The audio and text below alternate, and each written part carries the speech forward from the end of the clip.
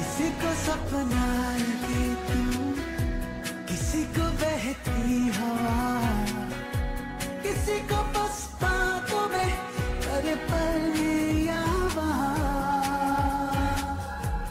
શું કહેવું આ જોડીનું। ગોવામાં સરસ મજાનો રોમાંસ કરવાની તક અત્યારે રાકેશ અને રિદ્ધિએ મેળવી હતી।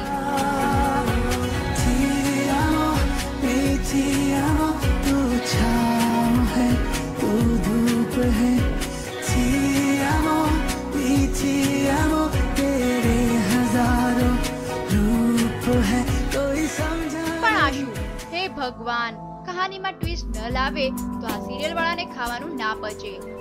હવે બિચારા રાકેશ અને રિદ્ધિને જોઈ લો ને, સરસ મજાનું હનીમૂન છોડીને આવવું પડ્યું ઘરે।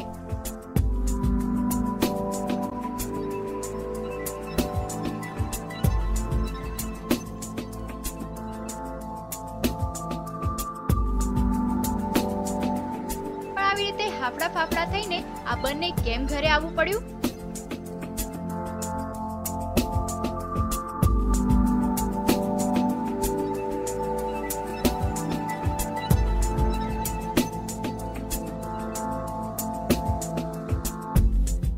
फादर की तबीयत खराब है ऐसा पता चला है। गोवा में थे हम, हनीमून मना रहे थे अपना, तो हम आगे पहुंच गए। छोटी मोटी चोटों की वजह से उन्होंने हमें यहाँ बुलाया।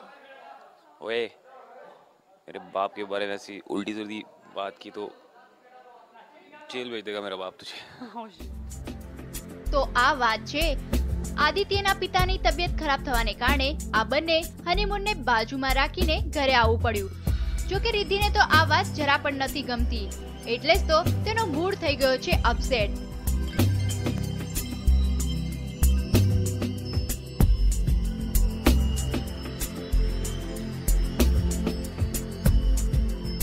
મૂડ અપસેટ થવાની વાત પરથી જ એક બીજી વાત પણ યાદ આવી ગઈ। તે એ છે કે આદિત્ય અને રિદ્ધિ પણ ઘણી બધી અપસેટ વાળી ઉલટી સુલટી વાત કરી રહ્યા છે। અરે રિદ્ધિએ તો આદિત્યને બહુ કહેવા લાગી છે કે જ્યારે આદિત્ય તેના પિતાને કહી રહ્યો છે સાસુ। प्रिया फाइट कर रही है, कभी सक्सेसफुल होती है, कभी नहीं होती successful. It's a nice, I like the cat and mouse game that's going on.